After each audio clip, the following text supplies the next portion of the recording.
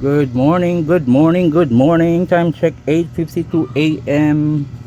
Super cloudy ang sky pero okay lang mga bossing kasi may harvest pa naman din tayo at saka medyo malaki naman yung panels natin. So update lang tayo mga bossing dito sa ating issue ng LJoy 60 amps natin. I therefore conclude na talaga mga boss na kung okay lang sa'yo yung ganon, every morning mo talaga dapat may time ka talaga na titingnan mo siya lalo na pag nasa time frame na 6:30 AM to 8 AM, kailangan mo talagang matingnan siya isang beses dyan, or may time ka talagang tingnan siya kasi like kanina hindi ko siya tiningnan, hinayaan ko siyang simula nag-on siya mga 5:30 AM hanggang 8 AM kasi may ginagawa ako sa phone ko. 8 AM hoping na sa isip ko sana kung man siya na bumaba man yung voltage niya kanina, umabot ng 54 kagaya ng kahapon, or nag 90 man or 80 or 90 ganon umakyat, sana may time doon na nag-recalibrate siyang kusa mag-isa at sana makita ko ngayon pag check ko mga 8 AM na nasa 70 or 71 na siya ganon para normal. Yung 70-71 na sinasabi ko, yun yung base sa solar panels na nilagay ko sa kanya bossing ha. Dalawang 720 watts GA solar panel yung nilagay pala natin dito. So malakas talaga siya. Kung full max na talaga yung harvest talaga nasa 50 dapat, o kung 100% talaga, diba, 1440 watts. Yun sa i-convert natin yun sa ilang amps yun para sa isang 24 volts battery na ang ginamit natin na charging voltage is 29.2 volts. Ito pala yung battery natin mga bossing 5376 watt hour, 16 piraso, 8S2P ang natin configuration, 8S2P para maging 24 volts. Pero pag mag-upgrade tayo ng 48 volts, pwede nating i-16S yan kasi 16 peraso yan. So at least future proof na tayo dyan. Pero hindi tayo mag-upgrade hanggat buhay ang ating One Solar 3 kW toroidal inverter kasi sobrang ganda nito mga boss. Kahit na 2800 watts continuous, okay na okay siya, walang problema. Yun, back to LJoy tayo mga boss. So yun, 8 AM tiningnan ko na siya, mga 8:10 na yata yun kasi may ginawa ko sa phone ko. Nung tiningnan ko siya mga boss, na dismaya talaga ako kasi nasa 2 amps lang siya. Sabi ko hindi naman cloudy nung time na yun, mga 8:10 AM. Tapos yung tiningnan ko dito sa ating SRE, nasa 16 na siya, 16 amps. Tapos imposible namang 2 amps lang to. Yung tiningnan ko to nasa 4 amps, is same to ng facing west to, 4 na buska, 160 watts na ka-series, nasa 4 amps na yan. Ito more or less dapat nasa siya 10 or 11 mga ganun. Bakit 2 lang? Tapos yung tiningnan ko yung VMP or tong 75.1, 75 volts na yan, nasa 91. So wala na, kailangan ko na silang recalibrate siya. So yun, ginawa natin yung usual natin na recalibration. Pumunta tayo sa settings, tapos charging voltage, tapos ginawa natin LFP, tapos ginawa natin 8 ulit, tapos okay, back, escape. Yun, bumalik siya sa 71. At itong 2 amps na pumapasok, naging 15. Tingnan nyo mga boss, naging 15 from 2 amps. Hindi ko lang siya na recalibrate ng alas 7, alas 8 ko lang siya na recalibrate. Pero yun nga, nasyak ako dahil 2 amps lang siya. Nung ni-recalibrate na natin siya ng 8:10 AM, from 2 amps naging 15 amps. So yan. So okay na siya. Buong araw na yan okay. Kasi tuloy-tuloy na yan siya kung talaga. Kasi na-recalibrate na natin one time So yun talaga. I therefore conclude mga boss, pag LJoy 60 amps, in which hindi lang naman ako naka-experience ito kasi may isang nag-comment nga doon sa sa isang post ko na yun din ang problema niya sa kanyang LJoy.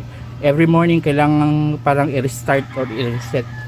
Ang iba, ang ginagawa nila, yung gumagamit ng mga breaker, wala kasi akong breaker boss. Hindi ako gumagamit nun. Gumagamit ng mga breaker, in-off on lang nila. or like for example pag gabi na naka-off na yung mga breaker nila sa sa panels, tapos pag gising nila sa umaga mga 6 or 6:30 saka pa lang na i-on, so automatic malakas na agad yung masasagap no ng LJoy. So no need na recalibration yung ganung tipo ng mga users or mga solar DIYers na sila talaga nagma-manual on ng PV every morning. So sa atin kasi nahayaan lang natin siya, nakakonect na yan lagi. Pag wala ng araw, kusang mag-off. Pag may araw na, kusang mag-on. Ganun kasi yung setup natin mga boss. Which is, wala akong problema dito sa SRE 40 amps. Ganun, okay siya. Wala akong problema dito sa LJoy natin na 60 amp, 600 watts. Dito sa ating LJoy na 200 watts step up, wala akong problema. Ganyan kasi automatic talaga siya yung pinaka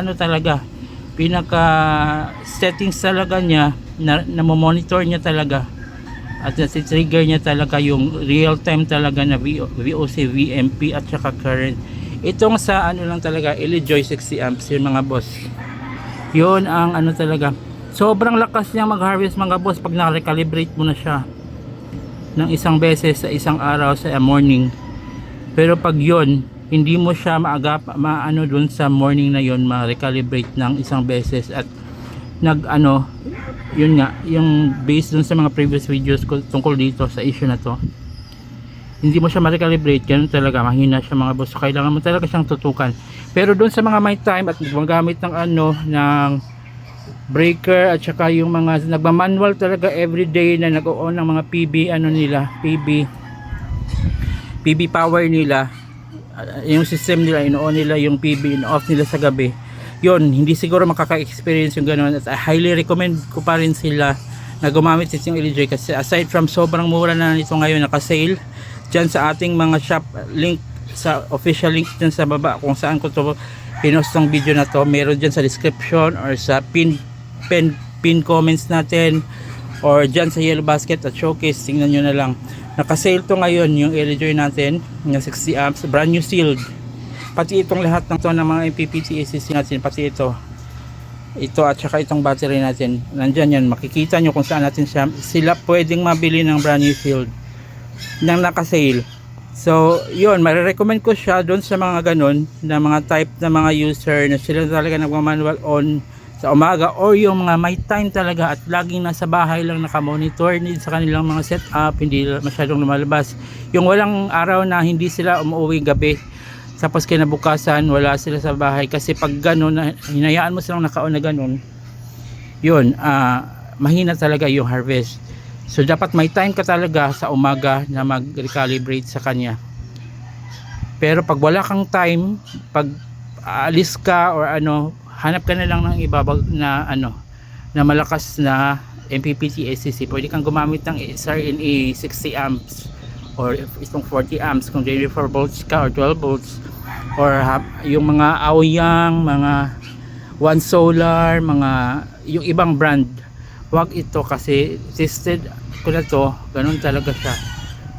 Pero yun nga, kung may time ka na mag-recalibrate every morning or kung manual mo siyang ino-on yung PV every day at ino-off mo siya sa gabi, wala kang magiging problema dito sa ating LJoy 60 amps. So yun mga boss, this concludes our series dito sa ating issue ng LJoy 60 amps para sa akin. So LJoy, shoutout sa iyo, sana gumawa kayo ng bagong version nito, yung kaya na rin mag-charge ng hanggang 96 volts kung pwede na battery at saka 120 amps na rin. Yun, gawa kayo ng ganon, tapos walang ganitong issue, bibili pa rin ako sa inyo kasi gusto ko talaga sa LJoy. Kahit ganitong form factor pa rin na LJoy or kahit ganon na form factor, mas malaki kasi 120 watts or 100 amps, 120 amps or 100 amps the version nito na walang ganong issue na every morning kailangan mo siya recalibrate, bibili pa rin ako. At saka mas gusto ko yung ganito, parang gaya niyan or gaya niyan, yung LCDs nakadikit lang, nandito talaga siya, hindi yung separate.